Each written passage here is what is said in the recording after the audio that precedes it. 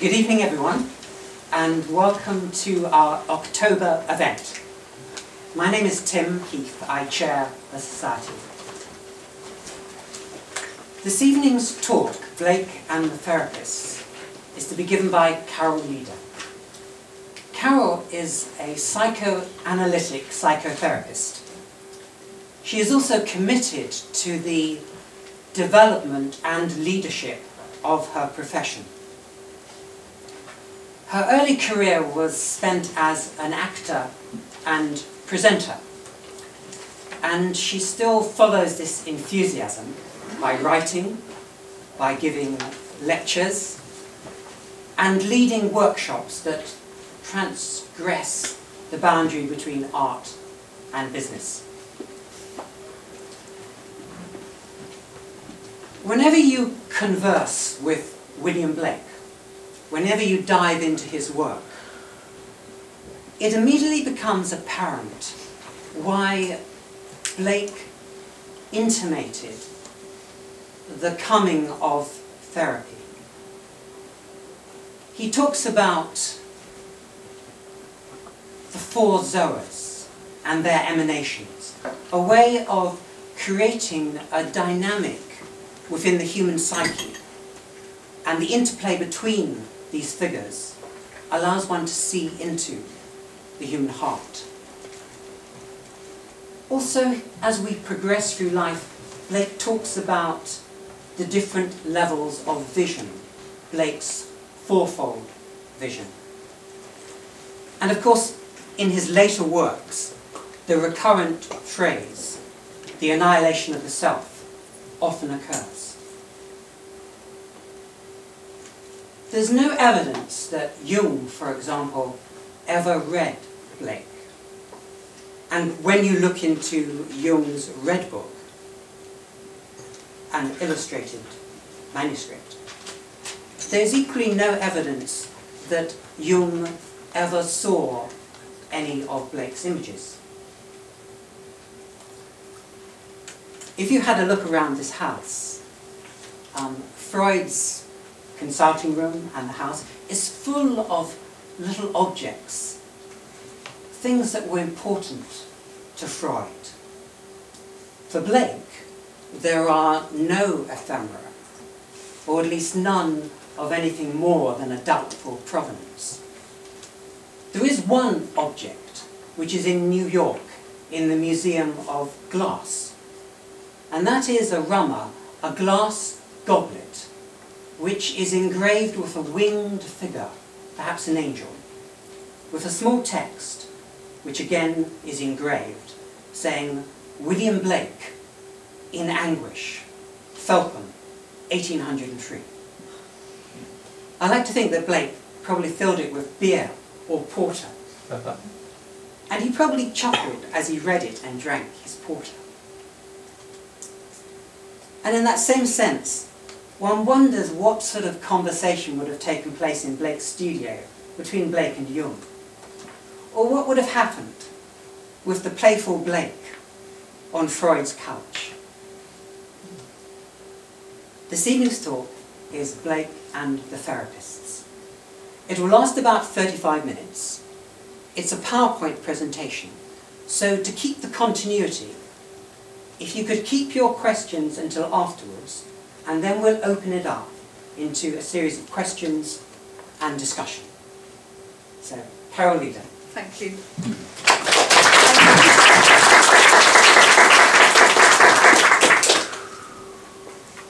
Just make sure this is on. So, people that arrived early prepared their visual aid for later, but people that haven't, if you've got a piece of paper on your chair, please fold it into as many folds as you possibly can. It will end up looking like something like this. And when you've done that, you can just pop it in your pocket. We'll be coming to it in about 20 minutes' time. Well, first of all, I want to say thank you very much to Tim for picking such a brilliant venue here tonight. Couldn't be better, really, could it? Freud's last home. He came here fleeing from the Nazis in 1938, fleeing from Austria, and he died on this very couch. You know, this is just synchronicity that it's here, but he died on this very couch downstairs in his study. He was very ill, and his doctor administered a lethal dose of morphine, so, you know, kind of early euthanasia, really, which I was quite surprised to learn, but actually not surprised, that's very Freud, really. So he decided the moment when he was going to die, and you might want to have a look at his couch. Has anybody seen the rest of the rooms, the consulting room downstairs? I mean, it's really worth seeing. It's jam-packed of Freud's mythological items. You know, he's an absolute obsessive collector. But in a way, that's absolutely perfect for my title, because we're looking at unfolding the mythological unconscious. And I'm not sure, Blake, I'm not sure, Tim, if, it's interesting, I just called you Blake. I'm not sure, Tim, if Jung didn't ever read or see Blake's stuff, but he certainly mentions Blake, and I'll be talking about that tonight. That might be of interest to you. I'm not sure Freud did. There's nothing in Freud's writing that would indicate anything about Blake. And tonight, I'm going to particularly be thinking about Blake and those therapists that we might call depth psychologists, like myself, who use the unconscious as the core of their work. So they're working with people, I work with people on the couch and sitting up, but my main thinking is about the person's unconscious processes that are working as part of the analysis or the therapy. But I'd like to start with Blake, and with a picture of Blake that I have in my consulting room, about this size, about full size, and it's known as the Arlington Court picture. It was actually lost and found in 1947 when the National Trust took over Arlington Court in Devon, and it was found on a cupboard somewhere. Just been, you know, totally lost in the kitchen cupboard, on the top of a kitchen cupboard, I think. They took it down, and as Tim has told me, it's the only Blake that has its original frame. That's right, isn't it, Tim? And I think it was made by Linnell's father. Linnell was one of Blake's major patrons, and you'll see some of the pictures here today that he actually, you know, asked Blake to make. Now, you could do a whole talk on this wonderful picture, and nobody knows exactly what it means, because Blake never wrote down what this particular picture was about. But we can see straight away that there's many characters from Blake's mythological system, really. But it can be interpreted in many different ways. So this picture is known as the Sea of Time and Space, the Circle of Destiny, the Moment of Truth, and that central character that's suddenly turning and looking at us and bringing everything into the present moment, I think. He is seen as Luva, which is one of the Zoas. He's seen as Blake himself, he's seen as Jesus, he's seen as loss, the imagination. So there's many interpretations that are given to this man. But what I find so interesting is, because we're looking at the inner world, all of these interpretations can easily all be correct. Because when we look at the inner world, we're not looking at a linear world like we're in at the moment of external reality. We're looking at a world that has many, many interpretations. It's a multi-dimensional world with multi-dimensions in it. And what I love so much about having this in my consulting room is that it talks to me about the place that I'm working in, a place of dream, a place of myth, a place of the unconscious that works in a very different way than consciousness. And most of us come across this sort of world in our dreams, often in childhood. And if we're lucky, those dreams are taken seriously. And we know of primitive tribes where people sit around and they listen and discuss their dreams. But that doesn't tend to happen in our society. When I was a child and I was having terrible nightmares, I was told, oh, don't be silly, just go back to bed, it's just your imagination. Blake would have rolled in his grave, wouldn't he, really?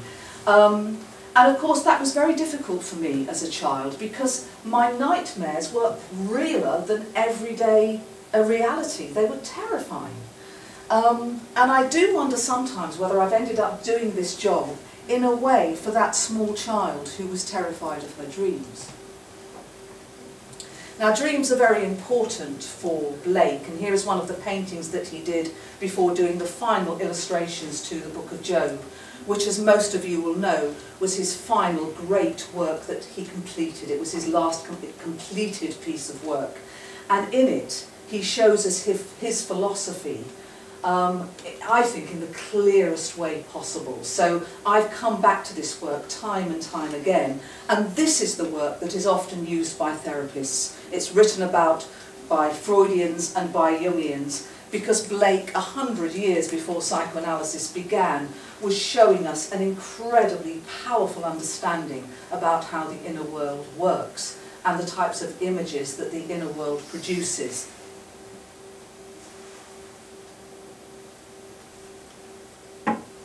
And we can see here one of Job's so-called friends describing a nightmare where the dreamer is terrified, sitting up in bed terrified, and facing a god-like figure that is absolutely terrifying. The Freudians would call this the superego, the archaic superego.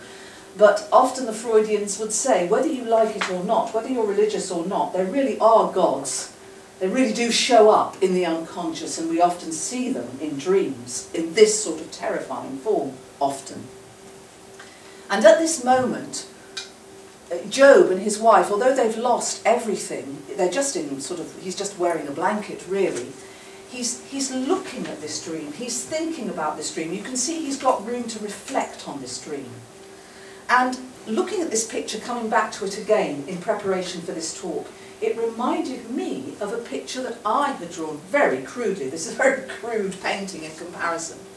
But a picture that I drew in desperation, sort of rather like Blake's cup, in desperation after I'd had a terrible nightmare at the beginning of my analysis.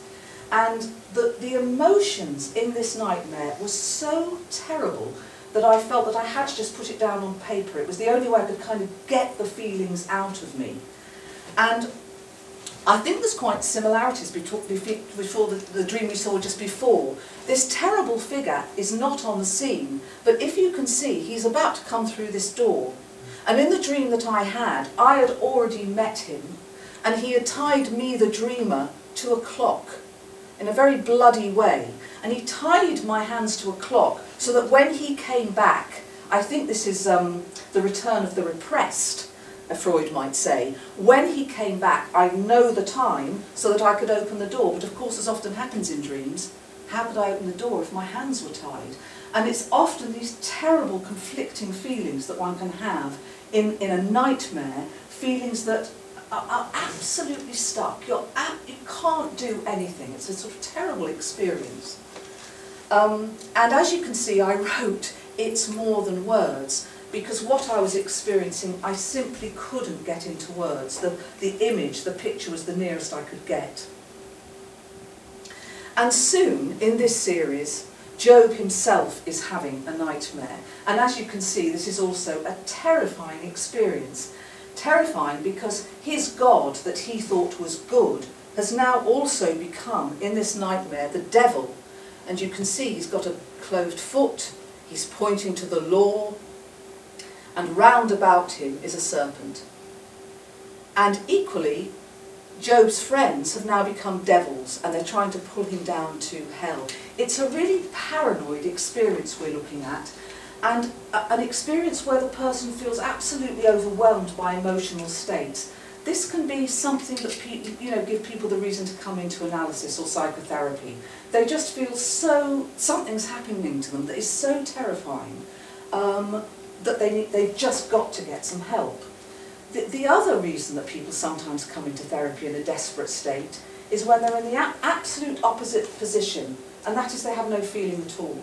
And that is equally absolutely terrifying. They feel like they've become like a computer, and we'll kind of think about that a bit as the talk goes on. But the very next illustration of the Book of Job shows Job in a very different place, and I want to just make you look at this little bit, the border, for a moment, because after almost hitting rock bottom, we now see Job in a very different state. He's dreaming And I want to suggest that the dream is a very different experience than the nightmare. The dream is when things much more come together. There's much more feeling of movement in a dream, rather than this stuckness in a nightmare, this black and white stuckness. And although the friends, which represent the collective part, the primitive part of Job, as I interpret it, are still rather dead and all lumped together, Job and his wife are separate individuals, and the wife, the emotional aspect of Job, is in despair, but Job is kind of opening his eyes and trying to see. And what he's looking at is something new that's come onto the scene and is pointing upwards. And we can see we're in a higher plane here because the stars have come out. A sense of a bit more consciousness suddenly coming into play. And angels are coming over. You could call these thoughts or feelings or fantasies are coming right over Job's body, and he's looking quite relaxed, and they're going up here to a kind of spiritual place, which we might want to call the mind, where things can happen that are not seen, but things that can change Job. I like to often think that this is Job kind of lying on a psychoanalytic couch, because it's a great moment when you are analysing somebody and after their initial anxieties of, oh God, what's going to happen, they start to dream. It's a lovely thing. You actually feel they become more peaceful, and the whole atmosphere in the analytic room changes, and then they allow their thoughts to come into their consciousness. Often they'll say, oh, I've just remembered something that happened yesterday. And it's as though there's something much safer and much more fluid is going on. It's a bit like, this makes me think of Blake's wonderful picture of Jacob's ladder, which I think we can see this wonderful movement. And this obviously doesn't come from just Blake, it comes from the Bible as well, a visionary experience of a kind of fluidity of going up and down that I want to suggest is about a mental state, going up and down a fluid mental state, and something about the change that is going on in Jacob at this particular crucial time of his life. Sometime later in the illustrations, we actually start to see clearly the change that's going on in Job. Now, God is no longer in the sky. He comes in a terrifying whirlwind, but look, Job and his wife can see. And I think we can see that they are perceiving. It's not just ordinary sight. These are the people with ordinary sight, the collective, and they are absolutely terrified of this experience. Absolutely terrified. And as I say, I think it's very helpful sometimes to look at the whole picture as almost part of one person. Soon after that, God comes down to earth. And this figure has often been interpreted as Jesus, which for Blake is the imagination. So here is the imagination now coming fully into play and blessing the heads of both Job and his wife. But still, we see this terror. And I think we can feel this often in an analysis. People come into in-depth psychology and there's a great desire to see and to know themselves. But also there's a terror. There's a terror of knowing what's inside.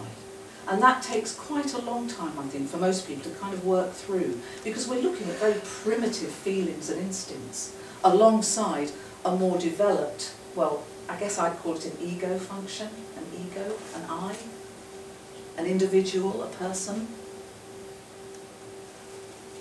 And this brings us to the man of the house here, to Sigmund Freud, because he also was fascinated by the dream. And in his most famous book, one of his most famous books, and certainly the book that remained his favourite, is his interpretation of dreams. And in this book, Freud interpreted many of his patients, but mostly his own dreams, his own thoughts about it. Oh, we seem to have frozen. Oh no, hang on, that's all right. Yeah. And what Freud did in this book, one of the things he tried to do, was to take this implicit, chaotic kind of inner experience and put it into characteristics. He was very clear that he hadn't discovered the unconscious. He said, no, the poets and the philosophers have done that long before I came along. But what I have done is to create a science that can put meaning to the unconscious, that can understand the unconscious. Now, I don't think this is Freud being Eureason, which is one of those four zoas. I think this is Freud very much passionately trying to bring together the unconscious with the conscious abilities of the mind. But sadly, once Freud had done this, he actually became very diverted away from what I would call the unrepressed unconscious. This is just the great process that's going on in us, mentally, and going down into our bodies as well, and making our hearts beat ultimately, and making the blood flow in our veins ultimately. But Freud very much got into the repressed unconscious, and that is something that you've already known, and then you repress it because it's too difficult to know about. So it is something that at one time has been conscious. Now, when we think about the unrepressed unconscious, this is something that has never come into consciousness because of structural reasons. And I will be explaining that as the talk comes on, but it's kind of like the unrepressed unconscious is pressurising to come into conscious, but it can't, because in a way it's never been through a conscious process before. So we'll be looking at that. We might talk about it a bit more in our discussions. But the person who did really value the unrepressed unconscious was Freud's colleague, who was 20 years younger, Carl Jung. He absolutely supported Freud in his understanding of the repressed unconscious, the repressed personal unconscious, but he said there's a much bigger thing going underneath that, which he called the collective unconscious, but I think is very close to the idea of the unrepressed unconscious. And in the book, Symbols of Transformation, which really caused the split between Freud and Jung, because of their different attitudes really to the unconscious, Jung introduces some very interesting ideas. The idea that we have two sorts of thinking that are equally important. One is directed thinking, which is kind of everyday thinking. It's a thinking that is the most modern type of thinking, and it's the most highly mentally developed, in that it lets us communicate to the outside world in highly sophisticated ways. This way of thinking allows us to differentiate one thing from another, so that our minds can do language, they can do science, mathematics. It's a very focused, directed sort of thinking that, as we all know, is very tiring. We can't do that all of the time. But equally important, and feeding this, is underneath the non-directed thinking, which is ancient, which is the sort of thinking we've had since we developed into human beings. And it's easy, it doesn't cause us a lot of effort, it's incredibly close to dreaming. And it rests us. And it appears to us in dreams, but also in societies, it flowers into our imaginative realms in the form of myths. And we can see that these myths are similar the world over. They're archetypal, but they're not in our unconscious. As they flower into their particular culture, they come out in slightly different form. So there's those two ways of thinking which Jung said are equally important. They work together, whereas Freud, working with the repressed unconscious, had much more the idea of where it was, there will ego be. I mean, not entirely, he loved unconscious process, but there was this kind of tendency to rate directed thinking and consciousness and not give the full clout of the importance of the unconscious. The split with Freud sent Jung into really nearly a breakdown. And for 3 years he retired into himself, gave up his work, only saw his patients. And during this time he was bombarded with huge emotional thunderstorms, as he would call them. But he was determined to, as he says, confront the unconscious, to keep his eyes open, as we've seen Job doing, and to look into the experience that he was having. And I'm just going to read over this picture something that he wrote about this time. But just to say, before I read it, you know, you'll notice here, I think this is kind of like the dreamer, the little tiny dreamer, up against this huge dragon that you will notice is no ordinary dragon, because it's got loads and loads and loads and loads of hands. And this mountain has got loads and loads and loads and loads of spots. And there's something about this loads and loads and loads and loads which is very related to the collective unconscious, the experiencing of the collective unconscious. Let me read you what Jung wrote.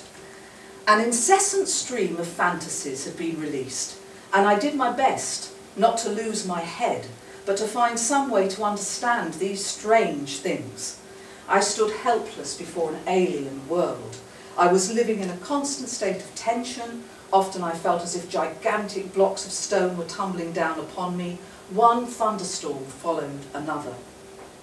To the extent that I managed to translate the emotions into images, that is to say, to find the images that were concealed in the emotions. I'm reading this slowly because this is important for the rest of my talk. I was inwardly calmed and reassured. Had I left those images hidden in the emotions, I might have been torn to pieces by them. So for Jung, the image is incredibly important. And the image can be sound and speaking, but primarily for him it is image. There's something very important for him about the image, or imagination, imagination, which of course is an incredible link with what Blake thought really life was about. And in The Spirit in Man, Art and Literature, which is a really lovely small volume where he writes about the arts and therapy really, but mostly about the arts and what's going on in the arts, Jung makes the distinction between psychological and visionary creativity. And he says that psychological creativity, artistic creativity, is like everyday experience. When we see a piece of artwork that is psychological, it belongs to the realm of clearly understandable psychology to do with love, family, relationships, crime, society. It can be incredibly demanding, but basically it isn't shocking. It's more like, oh, that's really interesting. I never thought of that before. But it's very much in conscious thinking. However, what is very different is visionary psychological creativity. And this is where he mentions Blake. He mentions a number of artists, and Blake is one of them, who he puts into the category of being a visionary creator. And he says, visionary psychological creativity represents a deeper and a more impressive experience than human passion.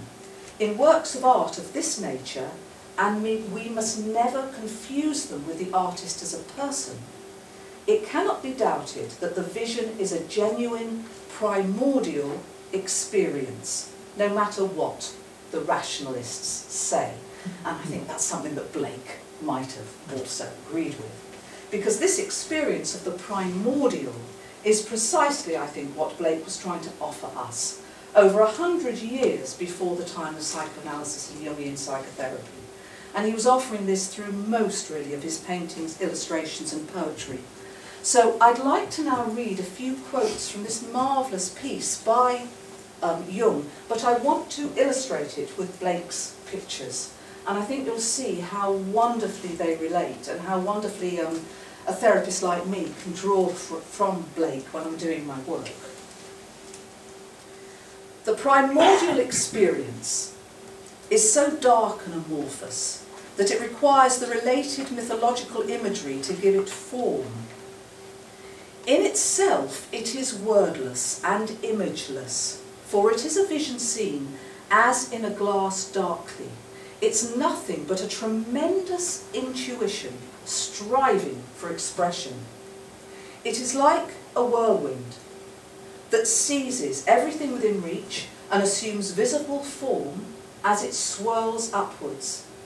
since the expression can never match the richness of the vision and can never exhaust its possibilities, the poet must have at his disposal a huge store of material if he is to communicate even a fraction of what he has glimpsed, and must make use of difficult and contradictory images in order to express the strange paradoxes of his vision.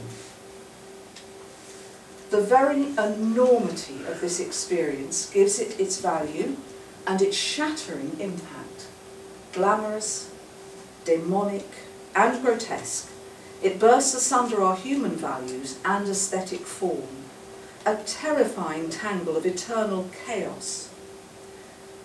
On the other hand, it can be a revelation whose heights and depths are beyond our fathoming, or a vision of beauty which we can never really put into words.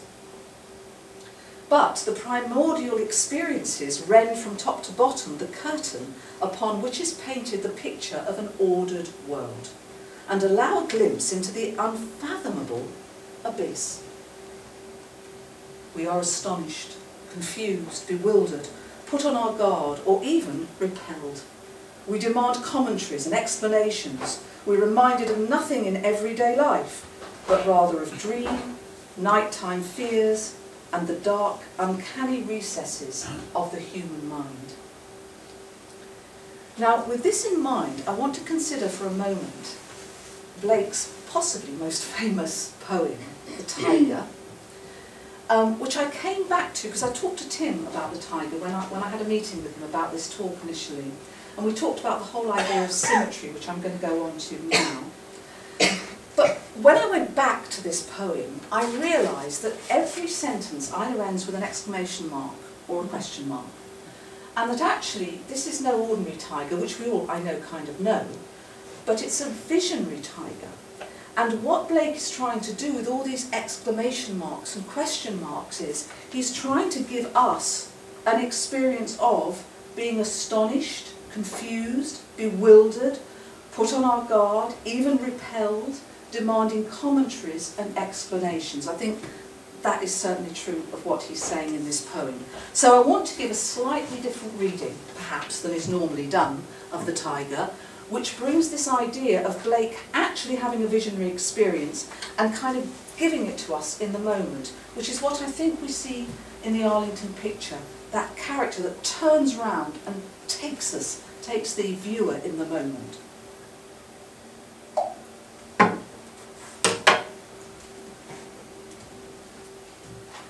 Tiger, tiger, burning bright in the forest of the night, what immortal hand or eye could frame thy fearful symmetry? In what distant deeps or skies burnt the fire of thine eyes? On what wings dare he aspire? What the hand dare seize the fire? And what shoulder and what art could twist the sinews of thy heart? And when thy heart began to beat, what dread hand and what dread feet? What the hammer, what the chain? In what furnace was thy brain? What the anvil, what dread grasp dare its deadly terrors clasp? When the stars threw down their spears and watered heaven with their tears, did he smile his work to see? Did he who made the lamb make thee? Tiger, tiger, burning bright in the forest of the night, what immortal hand or eye dare frame thy fearful symmetry?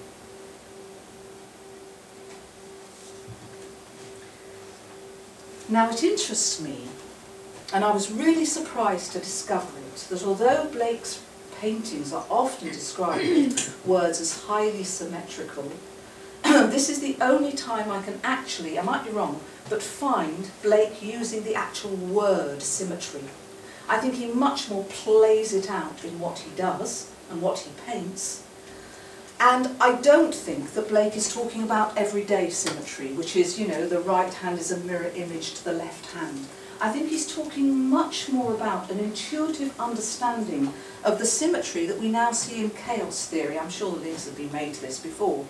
And to infinity, whole idea of modern science and the ability to look into the chaos and give it a structure, which is something that we see in the Mandelbrot set.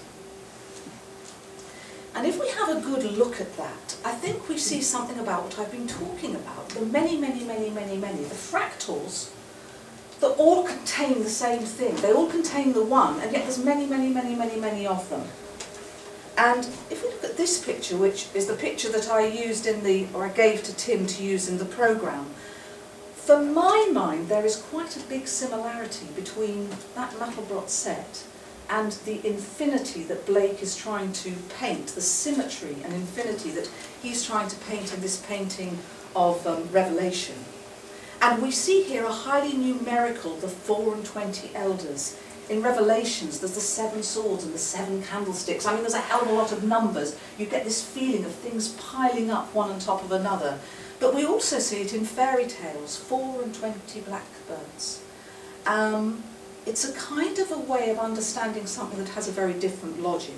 Let's just put these two together, just so that we can see, I think, the similarity between these onenesses and the many eyes and onenesses that all in a way come round the one that is everything and is taking in everything.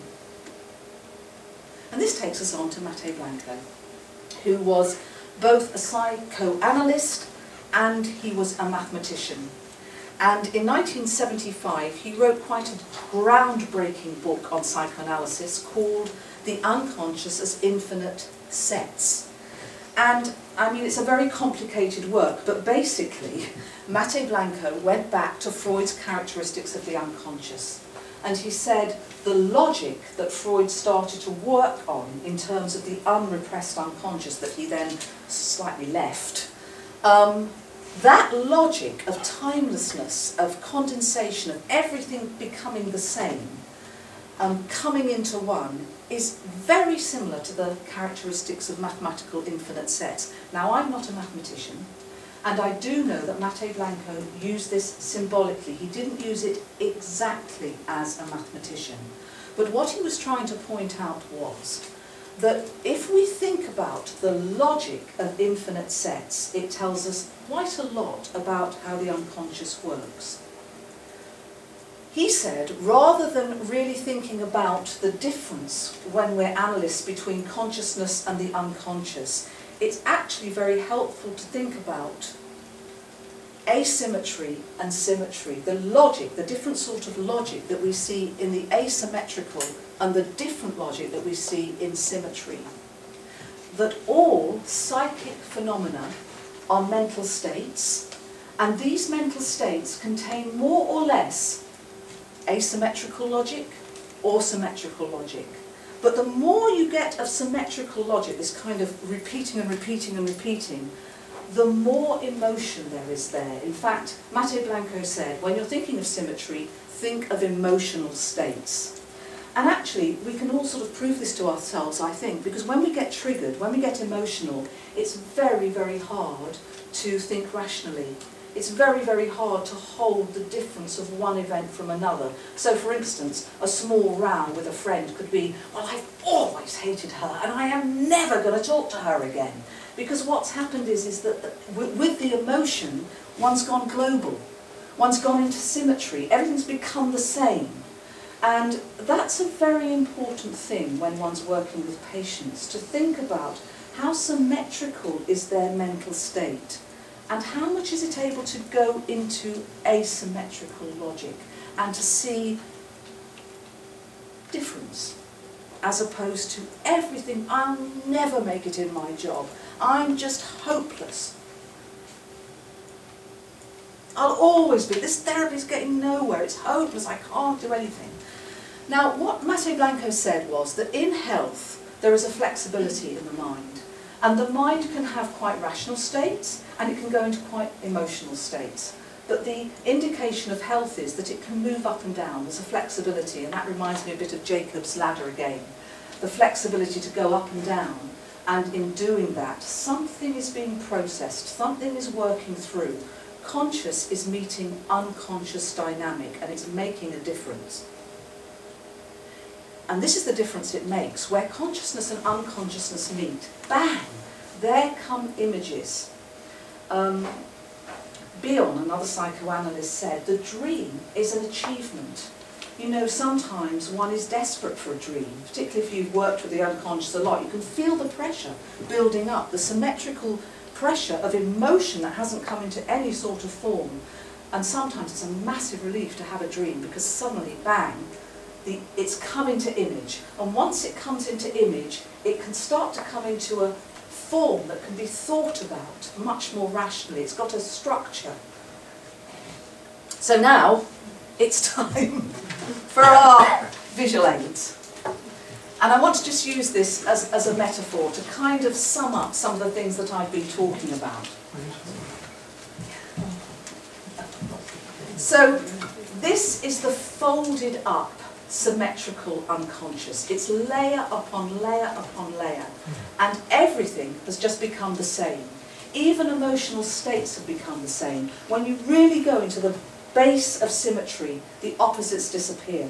So love and hate, it all goes. In a way, you could say, biblically, the lion really does lie down with the lamb. Bang, they're together. It's a place of total peace, and it's also a place of catatonia. It's a place of mystical experience, but also it can be a place where the mind is absolutely stuck and not working well. But as this symmetry feels the influence of asymmetry, consciousness up here somewhere, there is an unfolding. It starts to unfold. So consciousness and the imagination are a process that starts to unfold this symmetrical thickness. So let's just do perhaps a couple of layers, shall we? And as we get to the next layer, now this has got a bit more asymmetry in it. It's got a little bit more ability to work with difference, just a tiny bit. And what happens then is huge emotions burst into form. Huge emotions like we saw in the Job dream, where God and the devil are one. It's a really highly confusing psychotic state. But there is image there, and I want to say we're looking at the beginnings of visionary experience there, the sort of thing that Blake was trying to put into people's experience, to try and expand our experience to understand this.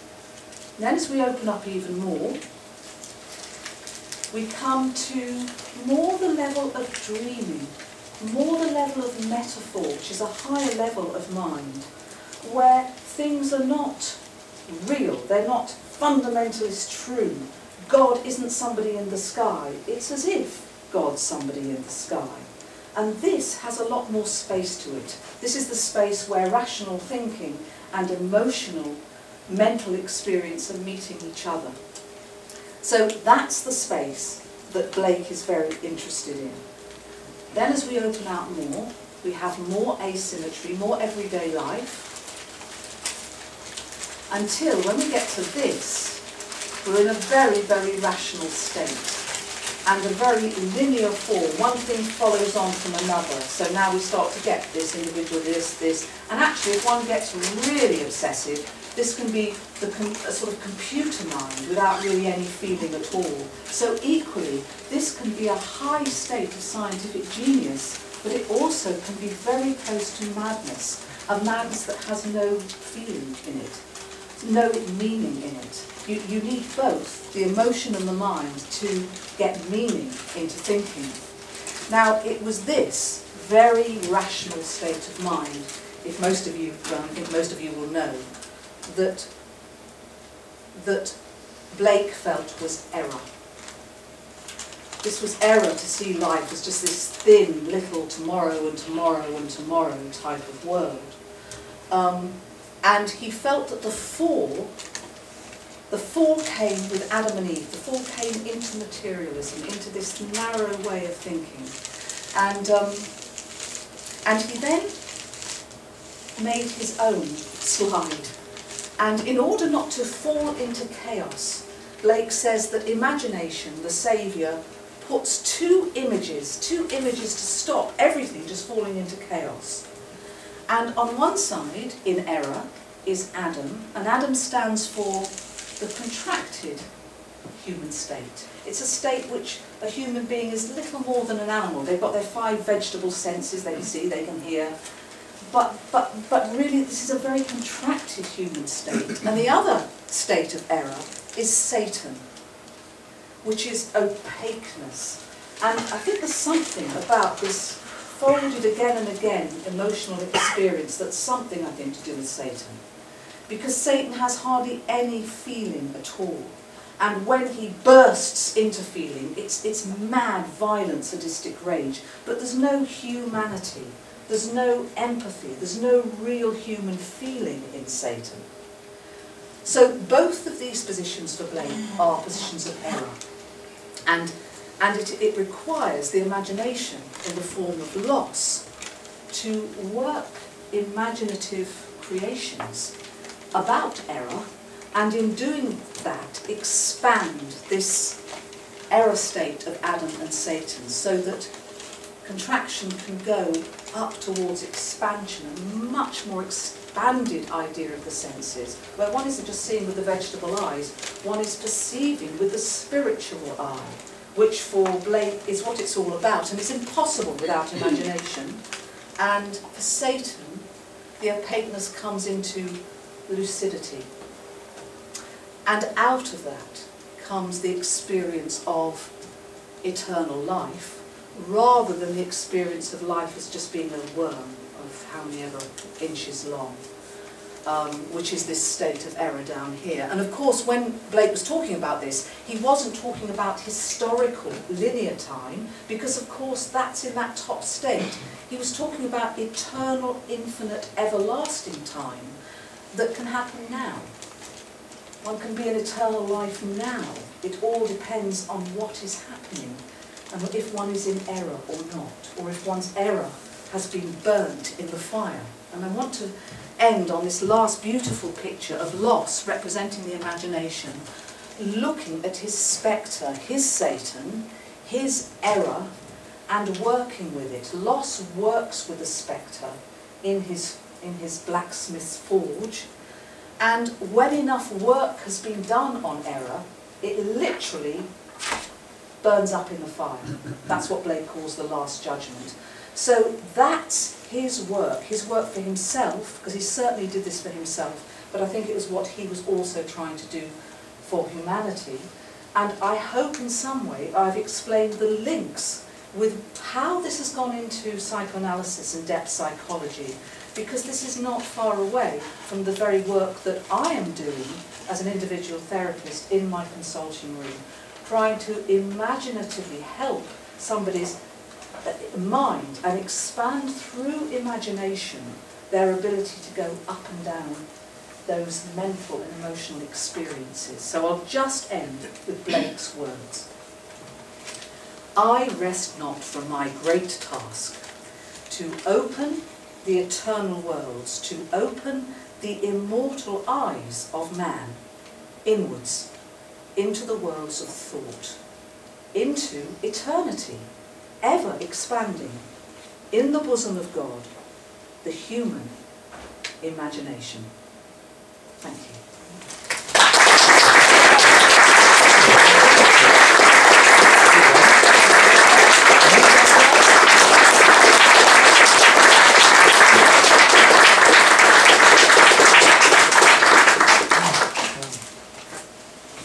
Carol's very pleased to take questions. Do we have a first question? Does it mean anything if you never dream? Is that something to be worried about, or happy about, or what?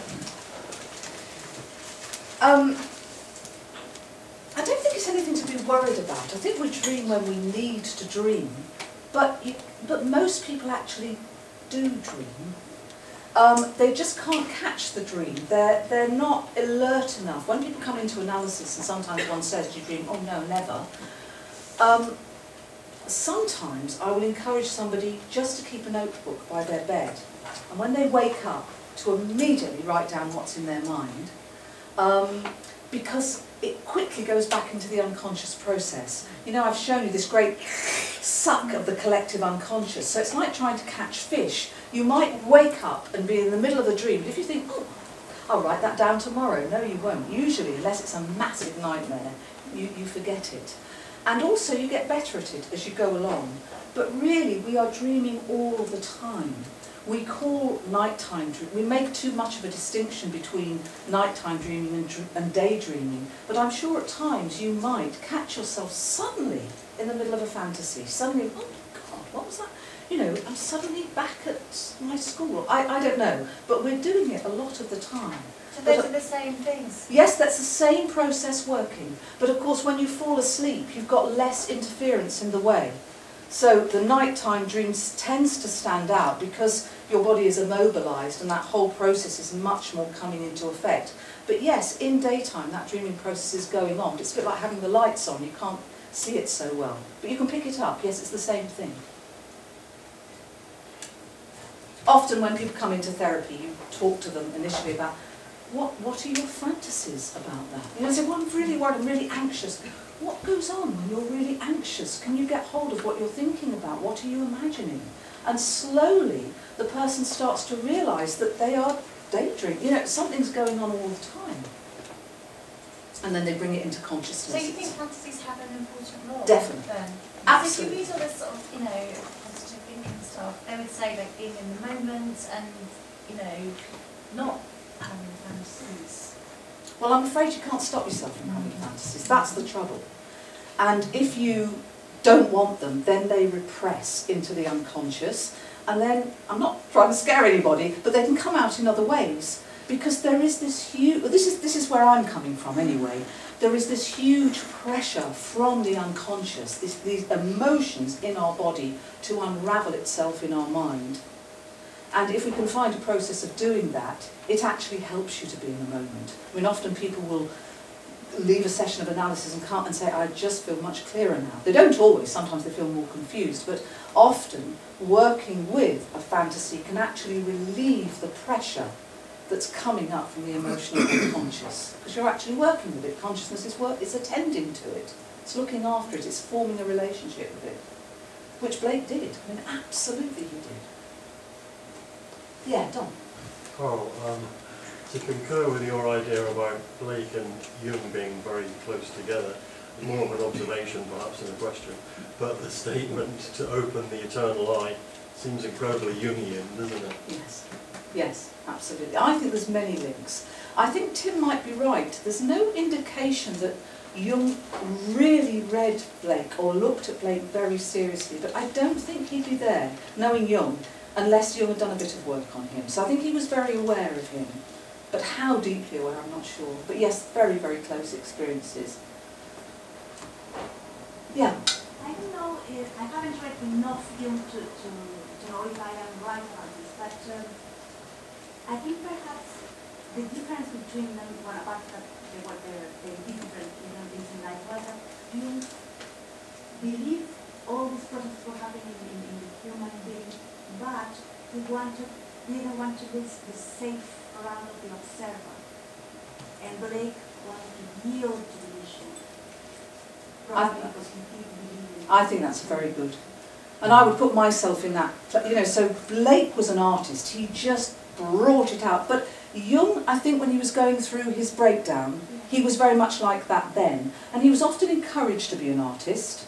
So he was very much in that state then. But he was a psychiatrist and he was a highly intelligent scientific man as well. So of course what he wanted to do was then to put it into a structure, some sort of structure, some sort of understanding. So I think it's, yeah, I think that's a really good distinction you're making there.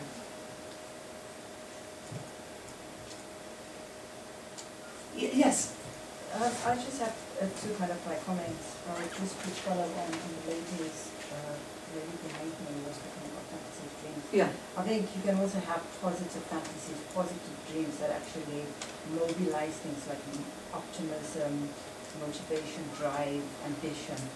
But really the comment that I wanted to make, just looking at Blake's work in relation to therapy, was that it seems to also indicate that there is something more than just the mind, something which is divine, something which connects us to a universe. And the unconscious mind kind of like being the link to that, and probably that's the frightening thought, that there actually is something greater to which we are connected to. And I don't know what you think about that. Well, first of all, yes, I think I was trying to convey the good dreams in the things like Jacob's Ladder. When you actually, as you say, you feel that fluidity, it's not a stuck nightmare state, and one is aware that the mind is doing something really good. Often when you've had that sort of dream, your body is incredibly relaxed when you wake. It's a lovely feeling, because the emotions have been being processed by the mind. And the emotions have been coming into images in a really good way. So that's a great experience, and that's the one where you see Job lying down and all the angels coming out of his home. Yes, I absolutely agree with you, but this is where it is, I don't almost know how to put this into words, and I think this is the difficult thing. Yes, I agree with you. And certainly Jung would call this the big self, that we are related, we're all interconnected tonight, that well, I think Freud would agree to many extents, that our unconsciouses now are talking to each other on a level of the collective unconscious. As far as Jung is concerned, we're joined. There are processes going on that are more than we understand and know about. That we are a collective, and we rise into individuality. And we go back to the collective. In a way, go back to symmetry, these huge, amazing, rolling patterns that I think I was trying to express, which I think you're picking up here, that are related to the very foundations of the universe. And that Blake somehow could pick that up. Yeah? Sorry, you haven't quite finished. No problem. I think of Blake walking out on Peckham Rye and seeing angels in the trees. Now, would Jung have thought that he was someone with an unusual contact to the mystical world around us? Or that he had a psychosis that was manifesting itself through that sort of thing? Well, I think perhaps both. I think that Jung and Blake, when they were painting, I think Blake and Jung were close to madness, but I don't see any indication that they were mad. I think they were having visionary experiences that are very different. Well, madness, usually one becomes less creative, one withdraws into oneself, one can't produce work. I mean, these men produced masses of work right to the end of their days. So, no, I think he's seeing with expanded vision. I think he allows himself to see in a highly metaphorical way, using his imagination. And I think, but he's not here, so we can't really talk to him. But Blake makes this great distinction, doesn't he, between the guinea in the sky. Oh, that's like a guinea in the sky. Then, well, when I look at the sun, I just see angels singing. So that's a highly visionary, imaginative experience that I think Blake allowed himself to have. I think it takes quite a lot of courage to let yourself have it. But actually, as an artist, you've almost got to allow that to happen if you want to say something very deep or big, I think. Yeah. Yeah, I just wanted to do something else where I think, just in relation to some of the things you said about symmetry and asymmetry and some of the questions that have just been asked, is that also when you end up in this particular place where you're accessing this material, people are talking about good dreams and bad dreams. Blake does an awful lot, particularly in the marriage of heaven and hell, with good and evil. And the idea that, and it's this very symmetrical in the sense that good is evil, evil is good. He switches things around. And isn't part of what makes this work difficult is that those categories which provide a lot of comfort and, Yes. and also ensure a certain amount of safety in our day-to-day life don't apply. Isn't that true as well? That there are really good dreams or bad dreams, or that those categories don't mean the same thing necessarily. Well, it's interesting that you say that, because actually that's what tends to happen in analysis in the end. I mean, people come in, they just say, I've got terrible nightmares, you know, and I just take the nightmares away. I mean, I've had a couple of patients like that. But towards the end of their analysis, or somewhere in the middle, they're saying, God, I had a really bad dream last night. And they're able to see it in a different way. It's no longer this terrifying, awful thing that it was. So, yeah, I would, you know, that sounds a bit bland to just say yeah. But I think yeah. Yeah, but besides the good and bad, there's also this kind of like terror that's involved in it as well. There's also this fear, you know, this anxiety that's within it. So it's not completely good, bad. But there's also this grey kind of like area, you know, that we enter into, that we become so kind of like, whoa, this is going to chew me up, or, you know, so there's a notion of fear as well. And whether, is that fear something that's like a learning opportunity, that we're learning something, you know, we're being forced to learn something or confront something? But I think that's what I personally, why I'm a supporter of analysis, because I think it's really hard to do it on your own. Some people can, but I think it can be so scary that we tend to repress or not let this unfolding happen. Whereas I think on the analytic couch with a trained analyst, that analyst is trained to, in a way, help you to unfold, help you to feel you're in a safe place where you can face some of these things and it's not going to kill you really. That it's actually of interest, and that actually, if you can do it, you will find out a lot about yourself. What seems so chaotic and terrible can sometimes be almost like the saving grace, really. Yeah. 2 questions. Yeah. In that list of visionary creatives, do you recall anyone else who might have been in there, other than Blake, number 1? And the second one is, did Jung say anything else about Blake, or did he just put him in that list? I only found him there. In that list? There may be another, but I couldn't find any other, you know, really specific. He might come up as Blake, but there's the big mention is in the spirit, that, you know, the book that I said. What was your other question? Who else was in that list? Do you recall anybody else? Dante, Milton? Yes, but I'm not sure. I'm not absolutely sure. I think Goethe is there. I think, who wrote the, well, I think that was Goethe, wasn't it? Who wrote the, you know, the guy that has a pact with the devil? Faust. Faust. That's Goethe. Yes, so Goethe's there. And what he says is that the first half, oh, sorry, so sometimes, what happens, he says the first half of Faust is psychological creativity, and the second half is visionary creativity. It's a lovely, lovely book. I really encourage you to get hold of it. Yes, I'll have a look, because I can't quite remember it in my state of mind at the moment. Forgive me. Yes. And then you, and then a gentleman at the back. Yes.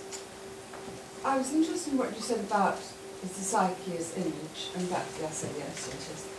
And I thought about image, and Blake's so full of them. What about those dreams where, although there's context, there's no image for the dread?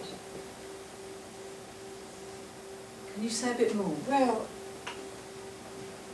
I don't know, it's hard to say, but there are some dreams where there is just dread and no image. Like here, yes. The yes. spectre is there. Yes, yes. It's like, yes, I hear you. the nearest image you can get is a black hole, but that's not an image, it's a nothing. No, it's like a nighttime terror. It can be like a nighttime terror.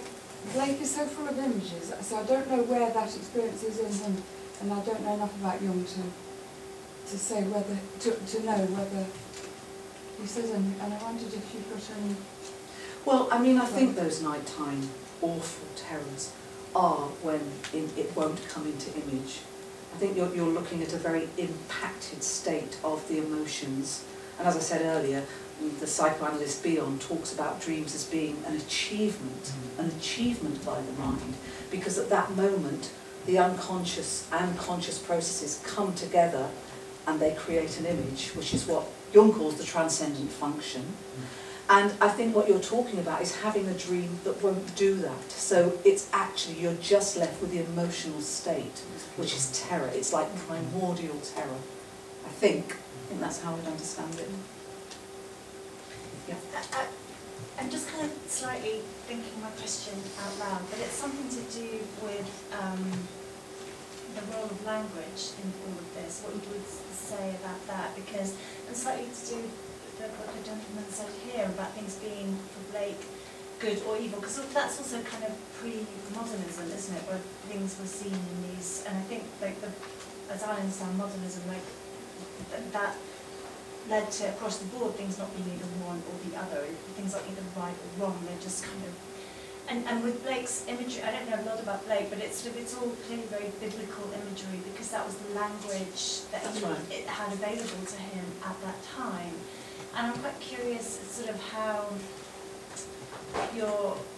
one's experience of these things would vary if you had a different kind of language to, or maybe even a language that we don't have yet, or a vocabulary that doesn't exist yet, in the way that now I think, you know, a lot of neuroscience terms could be used instead of the biblical terms, and it gives it a completely different slant. It's almost like looking at this thing through these different lenses, and it shifts the whole time depending on how you describe the language that you use. Well, all the system you use, it makes me think about Blake, you know, absolutely needing to have his own system. And I don't think Blake was saying, and I don't want any other systems. I think he really saw it was really important for him to think this through for himself.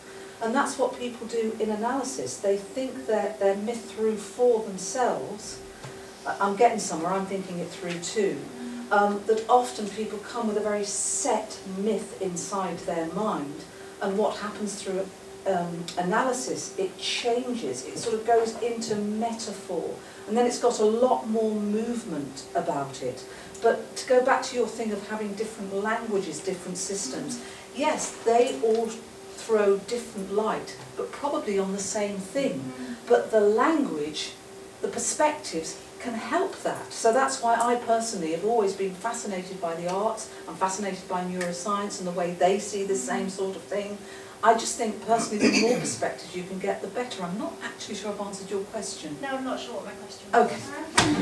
Should we go to that man at the back? I guess my question is a little bit about text and context and myth, and particularly biblical myth as well. Because I've already forgotten about the kind of the series of Job pictures, these last works that we got. But it seems from what I saw of them very briefly there that they were very kind of revisionist and a bit startling in the presentation of the Job story. And it got me thinking about Jung's answer to Job, and what a startling treatment that is. And so I guess both as working with that same archetype or that same Job material, having come up with such imaginative lights on it, or whatever you want. I just wanted to know if you had any thoughts about their respective treatments of Job. What do you quite mean by revisionist? Could you just tell me?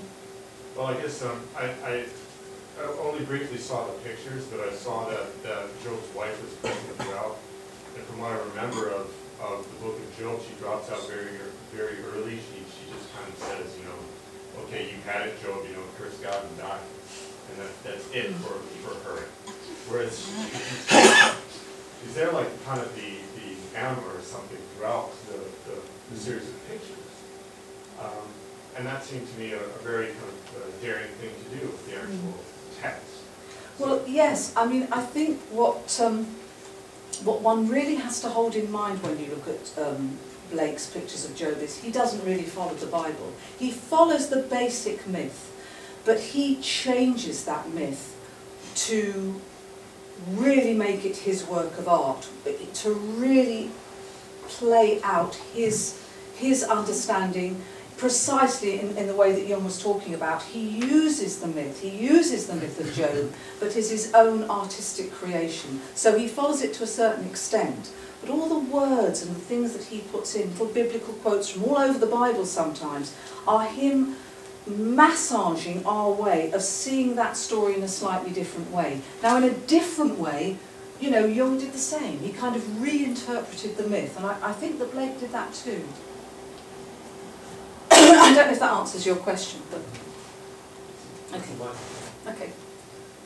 I have kind of like just another reflection, just looking at this image, for instance, that's in front of me.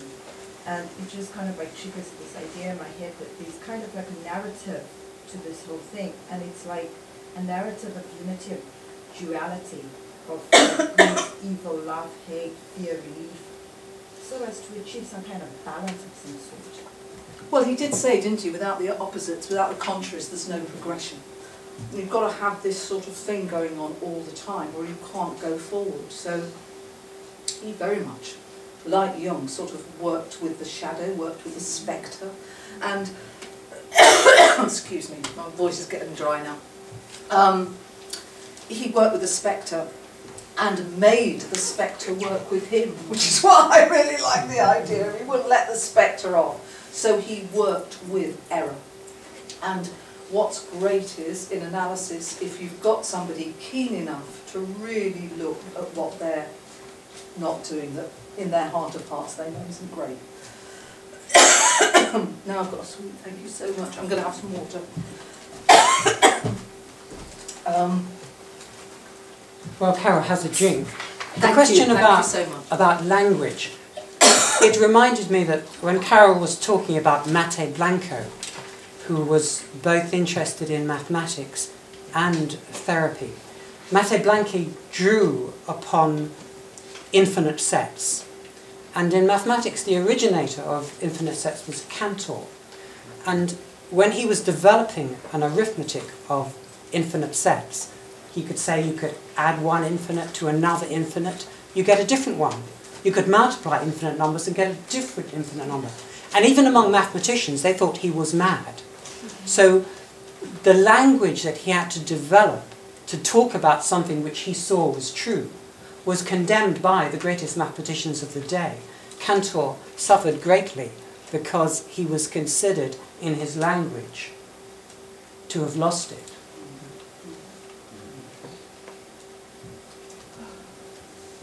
Is that the actual title, Loss in His Spectre, from No, Blake gave no, it? it's a plate from Jerusalem and it's my title. It's I don't your know exactly title. what it's called. Because Blake would have considered that. I would have thought that the spectre was part of loss and therefore it is his. That the Satan is not external. Well, it peels itself off his back, doesn't it? Mm. Peels itself out of his spine and hands. So yes, it is, but I suppose it is like his ability to look at something very dark within himself. Which So- is what you're trying to achieve with therapy, aren't Yeah, you? very Yes. much so. That if you don't do therapy, if therapy doesn't deal with the negative, you've just got a kind of flimsy, flomsy thing really that doesn't really get you anywhere. Although of course you've got to look at the good too. It's not that you don't do that, but it's often the work with the shadow that really moves people along. That's really, and you know, I think he intuitively knew that. By working with error, you could affect change. You could expand. Anything else? Yeah. I found Oh, these- hi. Hi. I found some of the connections between Jung and Blake's psychology very fascinating. You were saying the fourfold psychology and working with the shadow or the spectre. One of the differences between them seems to be about selfhood. As Tim said in the introduction, that Blake's concern is to annihilate the selfhood, and that the liberation of the psyche comes through overcoming selfhood. And it seems to me, I don't know, that Freud and Jung both want to strengthen the ego. Freud's. They might be talking about different things, I'm not sure. But I wonder whether you thought about Yeah, whether there was a different sure. approach. I think by selfhood, that would much more link to a psychoanalyst's work called Winnicott and his work on the false self. I think that's much more really what Blake is kind of referring to, a kind of false self, an error self. I think that Freud was very interested in the ego.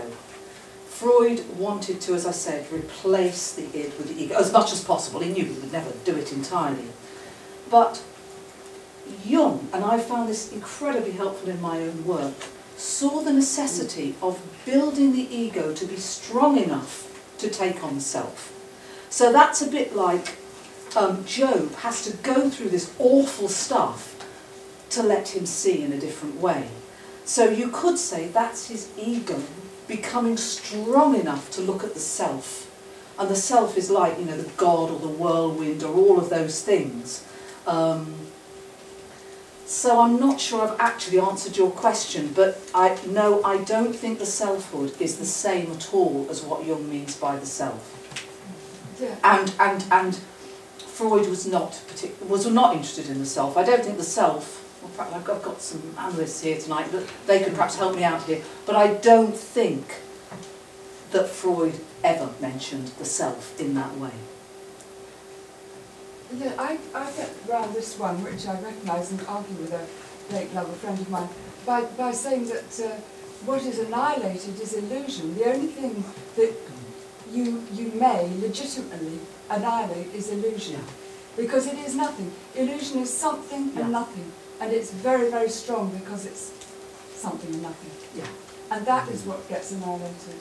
That's how I get round that. Well, I think I don't just get round it, I've got an answer.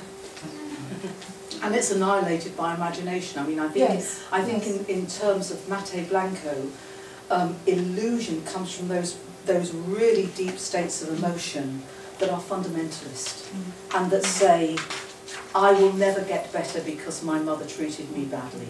That's like a myth. And when that can come into metaphor, when it can come into, yeah, I had a terrible mother and that's not been great, but I see now that I can lay that aside. That is the laying aside of error, really. I mean, the laying aside of error and illusion does happen a lot in analysis too, in exactly the same way. Whereas the self is something, you know, big. You know, it's life. It's the collective self is, you know, everything, really, I think.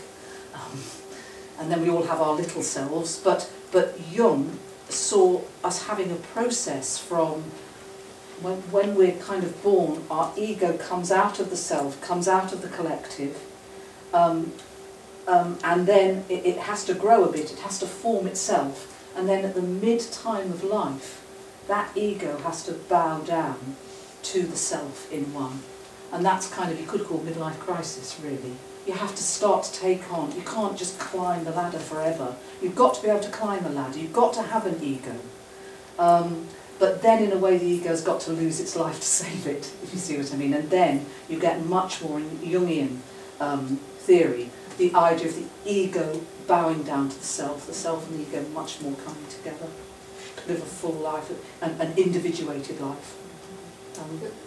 Just to continue, there is a muddle in language, isn't there? Because Blake uses self.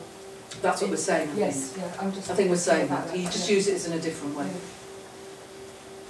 Yeah. And I think there's another level to this question of the self. One is the one you are talking about, and the other is what we call the mystical experience, yes, or the ecstasy of the artist, which Blake went through when he was writing and he came with his visions. He was accused of of the individual, but not as a self and not as a false self. But also he allowed himself to fall into these states of ecstasy. And that's yet another level of losing the selfhood into godly what. That's another level that is very important, that of ecstasy. That's where an artist is, it doesn't have to be categorized in any way. Yes. Shall we end on ecstasy? Or are there any more questions? Urgent questions. Did Blake take drugs? Before he used cocaine? Just wondering, that's just like... Well, come on, Blake experts, I don't know. I don't know if he did. Tim, to expand his consciousness. I doubt it. I think he was on his own drugs. He needed it. No, I don't think he needed it. Did he enhance his, creativity substances? I mean, it's possible, people do that. So it's not, an untoward question. You don't need to do that. And Blake was very adamant that we have that within us. impulse. So that's wonderful. I know that in physics it was a lot of the road of excess and the doors of perception and everybody was getting stolen, it's okay. But that's not what Blake was talking about. It was the real. It's what the expanded human being can do, really. The expanded human being for Blake just has a huge, just a much bigger range, really, that he calls eternal life. It's an experience of this connection to something much, much bigger, and eyes and mind that can see in a much more powerful way than, as Blake said, this alternative of being this little worm that is constantly beaten up by error, by the spectre. And that, we're getting to near the end to close, but that's a very big theme in therapy. Most therapists will have a huge amount of patients who have a saboteur, an internal saboteur, which you could call a spectre, that is highly primitive. It doesn't really think. It just goes, well, that's not right. Well, I don't like that. Well, why did you do that? Well, look, this is pathetic. But actually, it's like the most primordial fundamentalist thinking. It doesn't have, it's like Satan. It doesn't have any thinking. It doesn't have any empathy. It can't really work anything else. It's just error. It's error. And a lot, I think, of the analytic journey and the journey of individuation is working through that error. And it's very hard because, guess what? That voice feels very, very real. And we really are, I'm less now, but very, very convinced by it. Thank you very much, Carol.